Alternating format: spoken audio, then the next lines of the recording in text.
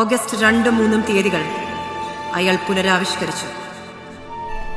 ഒരു ദൃശ്യം മനസ്സിൽ പതിയുന്ന ആഴത്തിൽ മറ്റൊന്നും പതിയില്ല. അങ്ങനെ ഞങ്ങൾ ഈ ഡേറ്റിനെ കുറിച്ച് അറിഞ്ഞേ.